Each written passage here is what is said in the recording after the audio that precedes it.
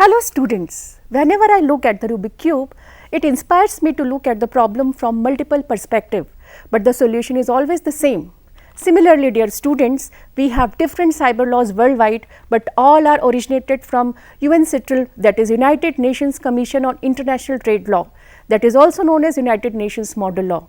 And today's session is focused on cyber laws internationally, which is well relevant. Now let us discuss the session structure of today. Initially, we will discuss the origin of model law from United Nations. We will also see the need of cyber law worldwide. We will also look at the international bodies and then the main features of cyber laws of leading countries in the world. At the last, we will look at the common observation and conclusion. Now let us come to the first point. What is United Nations model law? What is its need and background? My dear students, in many countries, the existing legislation governing communication and storage of information were inadequate and outdated because they did not contemplate the use of electronic commerce. Then few countries lacked in legislation for dealing with e-commerce as a whole, result in uncertainty as to legal nature and validity of information presented in digital form. Inadequate legislation at the national level created obstacles to international trade. The purpose of this model law was to offer national legislator a set of internationally accepted rules as to how a number of such legal obstacles may be removed and how a more secure legal environment may be created for what has become as electronic commerce. United Nations model law was adopted on 30th January 1997. United Nations model law, now the next question arises, why should we be aware about it? Why we should have a thought about it in great detail. Now I am solving this problem with the help of few facts and figures. Model law on e-commerce, all the countries enacted IT Act 2000 in their respective countries who were the member nations to United Nations model law as well as United Nations worldwide. China was the first country in the world which has adopted international model law, and then it was followed by Netherlands in Europe. The Act facilitated e-commerce and e-governance in the country. The Act also established a regulatory framework and lays down punishment regime for different cybercrime and offences. Now next questions arises, why should we be aware about it time to time?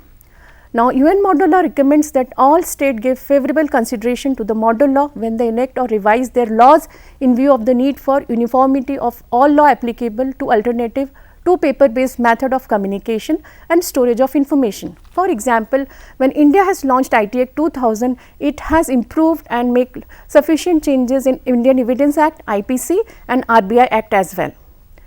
Now, United Nations model law cannot be reinforced without international regulatory bodies.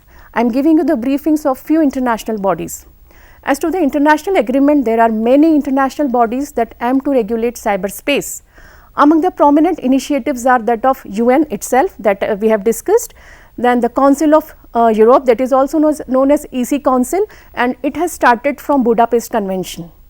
Most of the European countries are signatories to the Council of European Convention on Cybercrime and assign greater focus on multilateral regional alliances rather than on establishing bilateral cooperation with some selected countries. Apart from 45 members of the Council of Europe, the Budapest Convention has been adopted by Canada, Japan, South Africa and the United Nations. Then India also follows the EC guidelines time to time. Now my dear students, as we all know, the title of today's session is Cyber Law Internationally. When we talk about international cyber law, we must know that we should discuss the leading economies of the world which has a great impact on framing cyber law worldwide. So we have tried in this session to highlight the various features of leading international law of the world so that you can have a clear understanding and comparison in the concluding session. Let us start with United Kingdom, UK. When it comes to UK law, there are significant number of acts. There are few list of related acts which I would like to quote you. It has also been displayed on the screen. First is Computer Misuse Act, then it is followed by Serious Crime Act. There is EU directives, there is a Terrorism Act 2000. Now there is an act called Regulation of Investigatory Power Act 2000, and there is a very elaborated Telecommunication Act which talks about lawful business practices. And most interesting part is Data Communication Act, which is known as DPA, and it was launched in the year 1998, and the Human Rights Act, which talks about privacy, and at the last we have Extradition Act, which is in the international context. Let us see few highlights of the same. The law under Computer Misuse Act describes different computer misuse offences and outline and penalties for the act, and it was expanded in the year 2006. In 2012, Home Office of UK drafted a new communication data bill which authorized the state to monitor internet communication and require communication companies to store users' online history data for 12 months, that is 1 year. Computer hacking being considered a terrorist act in UK by law. This is reference to the Terrorism Act 2000, which is in regard to the disruption of computer system. In this act, terrorism means the use of threat of action where the use of threat is designed to influence the government or to intimidate the public or a section of public, and the use or threat is made for the purpose of advancing a political, religious, racial or a ideological cause. Now, there is a Regulation of Investigatory Power Act, which is another law. In short, it is known as RIPA in international context. RIPA is a long and complex act which covers many things, including recording transmission for legal purpose. Another law relevant to the interception and recording of communication is the Telecommunication Law. This effectively covers the legalities of a company recording transmission for business practices. Additionally, the Data Protection Act, commonly known as DPA, is relevant here as it covers processing of information relating to individual, including obtaining, holding, use or disclosure of such information. So, when it comes to the monitoring and recording of telecommunication in transit, a company must consider the DPA. For example, few principles of Data Protection Acts are, I have tried to shown you here. For example, personal data shall be processed fairly and lawfully. Personal data shall be obtained only for one or more specified and lawful purposes and shall not be further processed in any manner which is not allowed. For example, if you have taken my medical record, it will be only used for medical research, not for any other purpose beyond that. If you use it, it will be totally illegal activity. Now, let us come to Human Rights Acts 1998, how it impacted the IT Act or cyber law related things. You know, as one of the protection this act afford is a person's right to respect for private and family life. Therefore, you may consider that a person who illegally monitor a person's communication is in fact breaching their human right through the right to respect for privacy. Now, this is highly valued in UK. My dear friends, we have seen major highlights of UK law. Now, let us discuss one of the cyber crime scenario and their strategy in the most developed economy of the world, which has an impact, that is United States of America.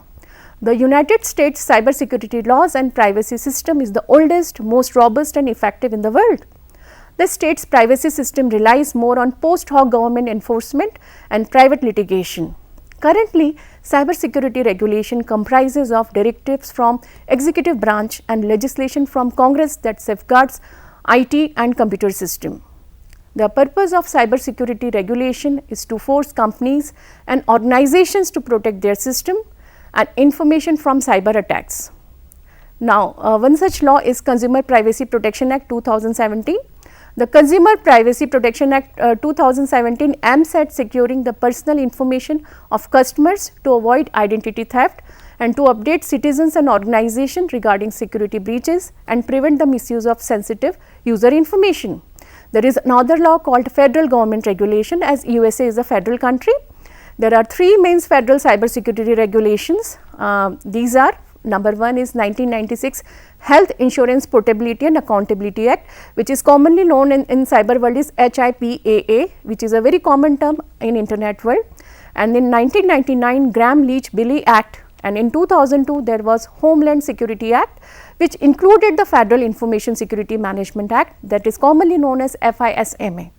Now, my dear student, these three regulations mandate that healthcare organizations, financial institutions and federal agencies should protect their system and information. Recent federal laws in a recent effort to strengthen its cybersecurity laws.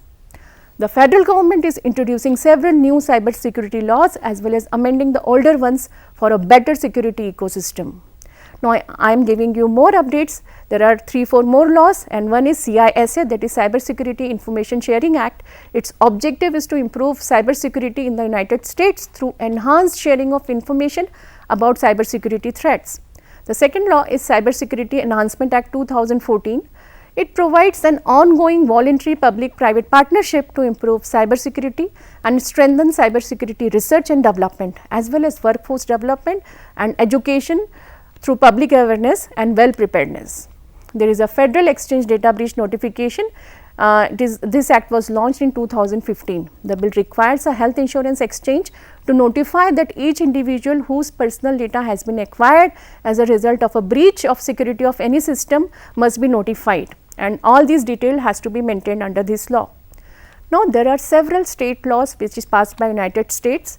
State government also have taken sincere measures to improve cybersecurity by increasing public viability of firms with weak security. For example, in 2003, California passed the Notice of Security Breach Act, which requires that any company that maintains personal information of California citizen and has a security breach must disclose the detail of the event. The security breach regulation punishes firms for their cybersecurity failures as well, while giving them the freedom to choose how to secure their system as well. Now, going by the looks of the United States cybersecurity laws and regulation, it is pretty evident that the government has been working to introduce stricter laws to equip organizations to secure the data from the latest cyber threats. Dear students, it is again important to know what are the cyber laws in the manufacturing of the world, that is China. The cybersecurity laws of the People's Republic of China is known as Chinese Cybersecurity Law. It was enacted to increase data protection, data localization and cybersecurity in the interest of national security. The law was basically created in the interest of national security. There are so many principles of cyberspace sovereignty. It defines the security obligation of internet product and service provider. It details the internet service provider security obligation and further perfected the rules of personal information protection and established a security system for key information infrastructure. It instituted the rules for transnational transmission of data at critical information infrastructure. My dear student, for example, if there is a geo network and so millions of users are connected with the geo network. So, it is the responsibility of Reliance company to maintain the detail of its cyber infrastructure, as it is very important from national security's point of view. It should keep all the records of user login details. Now, let us see an evaluation of Chinese law, how effective it is. Honestly speaking, the law sparked complaint both internally and internationally due to its wording. Foreign companies and businesses in China expressed concern that this law might impede future investment in China, because the law now requires them to store the data on Chinese law regulated local servers, and it also forced them to cooperate with Chinese national security agencies if asked to, which could potentially compromise business secrets and sensitive information. My dear student, the law was widely criticized by social activists for limiting freedom of speech. For example, the law explicitly requires most online services operating in China to collect and verify the identity of their users, and when required to surrender such information to law enforcement, activists claim that this policy discourages people from freely expressing their thoughts in the online media.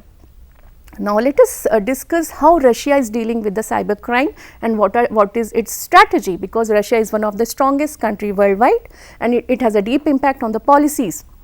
Now, the Doctrine on Information Security of Russian Federation is the main document that outlines Russia's national interest in the information area. Now, these are highlighted as: first is protection of the individual constitutional rights and freedom related issues to obtain and use of information, raising awareness international and within the country about Russia's information policy. It also talks about development of modern information technologies and information industry in the country. Protection of information resources from unauthorized access, ensuring the security of information and telecommunication system that are already deployed in Russia. On 26 July 2017, Russia adopted Federal Law number 187 FZ, which is highly talked about in internet, on the security of critical information infrastructure of Russian Federation. The law sets out the basic principles for ensuring the security of critical information infrastructure, the related power of Russian state bodies, as well as the right, obligation and responsibility of persons owning facility with critical information infrastructure like Jio in India, and communication providers and information system facility providers. Another legislative initiative in Russia was the banning of VPN, that is virtual private network services, they do not cooperate with the government, it is highly criticized. And there are also other various initiatives related to regulation of big data and even the creation of info communication code, which is a very interesting thing, which would codify the relevant aspect of information law, including cyber security issues that are currently regulated by different laws. So, it harmonizes everything. In general, the emphasis put on information warfare in the military doctrine 2010 indicates that government of the Russia Federation assigned greater focus to cyber warfare than to cyber crime. The doctrine also informs that the international cooperation is essential in preventing of information war, and the Russia is dedicated to establish international partnership in order to protect its information space. Now, we see Russia is talking about more warfare part and international collaboration. This is the crux of Russia. Now, let us see what Australia is doing, what is its strategy. Now, Australian government cyber security strategy was launched on 23rd November 2009 as an outcome of the e-security reviews 2008. The strategy articulates a number of strategic priorities, among which on the first place is threat awareness and response, set to improve the detection, analysis, mitigation and responses to sophisticated cyber threats with a focus on government critical infrastructure and other system of national interest.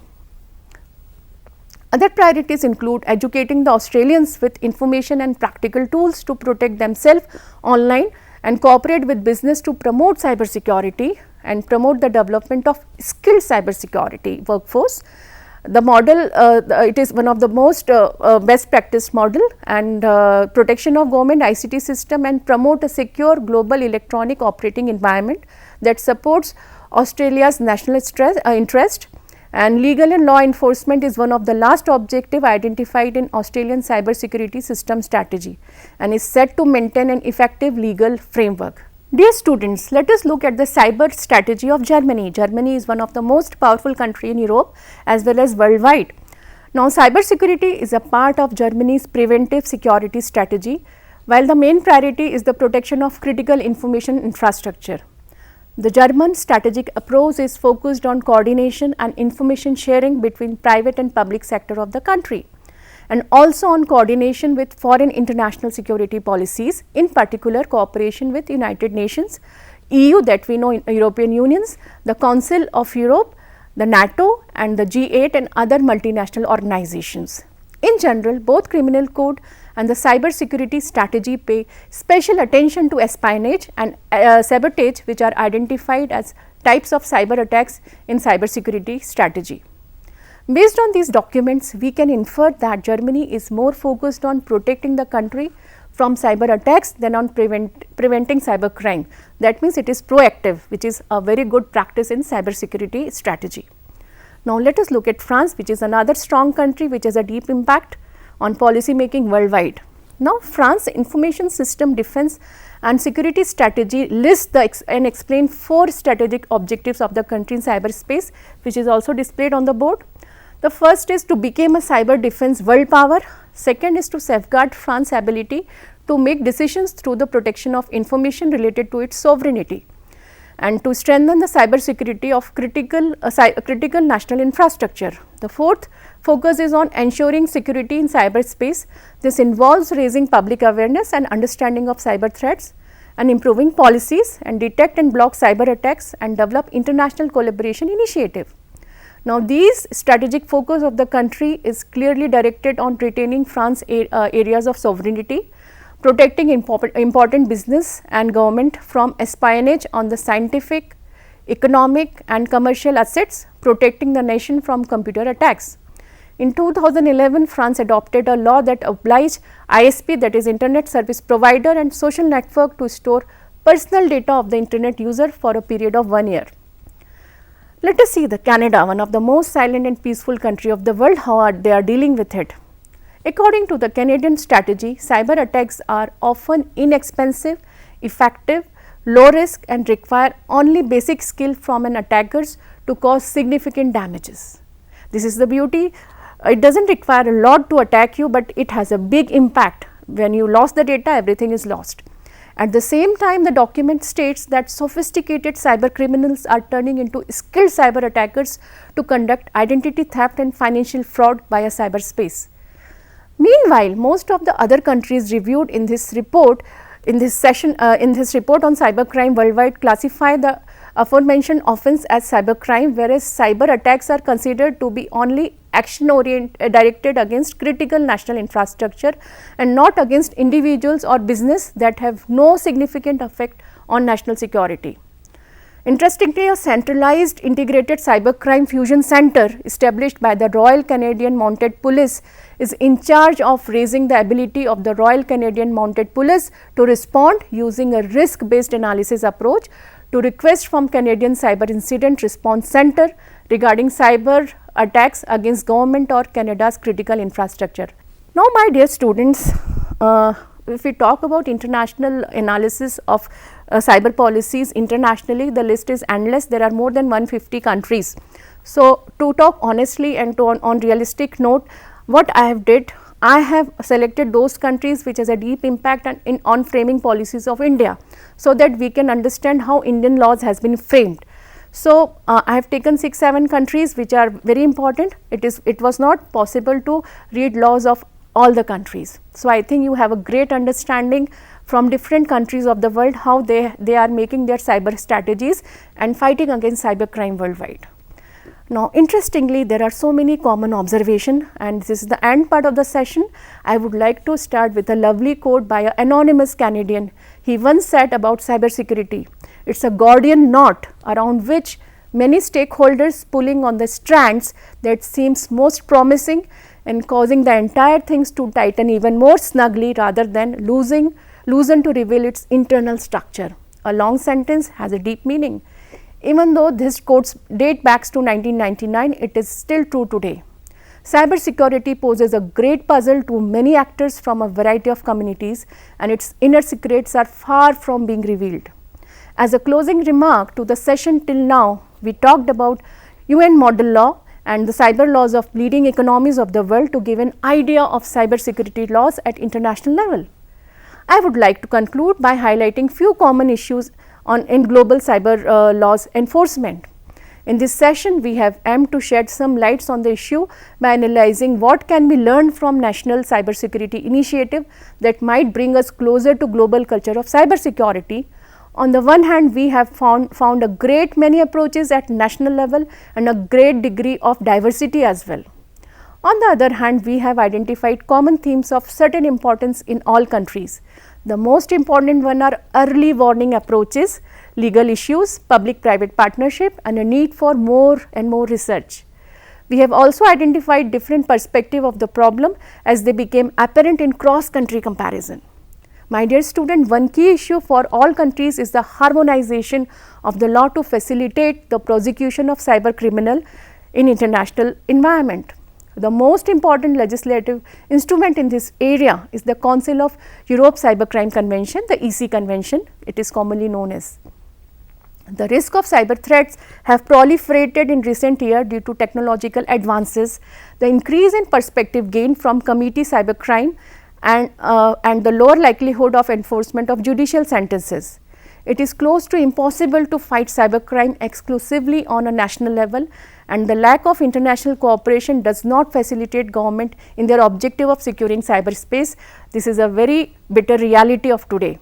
As critical national infrastructure are upgraded and brought online, they have become more vulnerable and exposed to malicious attacks, which is why securing the internet is becoming a key component in cyber laws at international level.